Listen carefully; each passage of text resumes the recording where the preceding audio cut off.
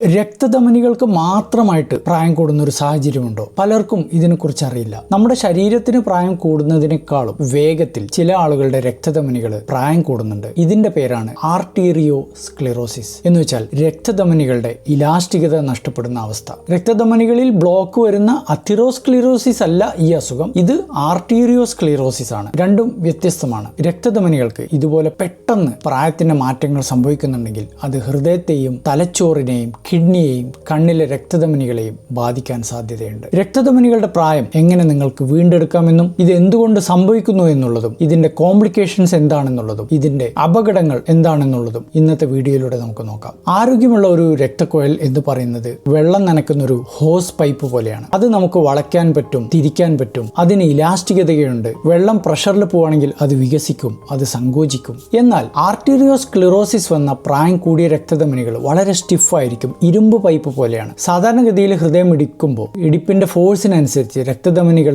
ഒരു shock absorber പോലെ വികസിക്കുകയും സങ്കോചിക്കുകയും ചെയ്യും. ഇതുകൊണ്ടുള്ള മെച്ചം എന്താന്ന് വെച്ചാൽ കിഡ്നിക്കും കണ്ണിനും തലച്ചോറിനും ഒരു ഷോക്ക് അബ്സോർബർ പോലെ, ഒരു കുഷൻ പോലെ തടയപ്പെടുകയാണ്. ആർട്ടീരിയോസ്ക്ലിറോസിസ് വന്നു കഴിഞ്ഞാൽ ഈ പ്രൊട്ടക്ഷൻ നഷ്ടപ്പെടുകയാണ്. ഇനി ആർക്കൊക്കെയാണ് പെട്ടെന്ന് രക്തധമനികൾക്ക് പ്രായം കൂടുക? BP ഉള്ളവർക്ക്, ഷുഗർ ഉള്ളവർക്ക്, രക്തധമനികളിൽ നീർക്കെട്ട് വരുന്നവർക്ക്, കാൽഷ്യം കൂടുതലുള്ളവർക്ക്, മഗ്നീഷ്യം കുറവുള്ളവർക്ക്, കിഡ്നിയുടെ അസുഖമുള്ളവർക്ക് ഒക്കെ ഇത് സംഭവിക്കാം. ഇതിന്റെ ലക്ഷണങ്ങൾ എന്തൊക്കെയാണ്? പലർക്കും BP കൂടാറുണ്ട്, ക്രിയാറ്റിനിൻ കൂടാറുണ്ട്, കാഴ്ചക്ക് ബുദ്ധിമുട്ട് വരാറുണ്ട്, മറവി അനുഭവപ്പെടാറുണ്ട്. ഇനി ഇതുകൊണ്ടുള്ള കോംപ്ലിക്കേഷൻസ് എന്തൊക്കെയാണ്? പ്രധാനമായിട്ടും രക്തധമനികൾ സ്റ്റിഫ് ആവുന്നതിനനുസരിച്ച് ഹാർട്ടിന്റെ ജോലി ഭാരം കൂടുകയാണ്. ഹാർട്ടിന് വളരെ കൂടിയ ശക്തിയിൽ മിടിക്കേണ്ടി വരികയാണ്. അതുപോലെ തന്നെ എൻഡ് ഓർഗൻ ഡാമേജ് സംഭവിക്കാം. എന്ന് വെച്ചാൽ മിനി സ്ട്രോക്കുകൾ, കിഡ്നിയുടെ ഫിൽട്ടർ കേടുവരിക, കണ്ണിലെ റെറ്റിനയിലെ രക്തധമനികൾ നശിക്കുന്നത് വഴി കാഴ്ച നഷ്ടപ്പെടാം, ഹൃദയത്തിന്റെ ഭിത്തികൾ തടിക്കുന്ന LV ഹൈപ്പർട്രോഫി സംഭവിക്കാം. ഇനി ഇതെങ്ങനെ ടെസ്റ്റിലൂടെ കണ്ടെത്താം? ഇതിനുപയോഗിക്കുന്ന ടെസ്റ്റാണ് പൾസ് വേവ് വെലോസിറ്റി,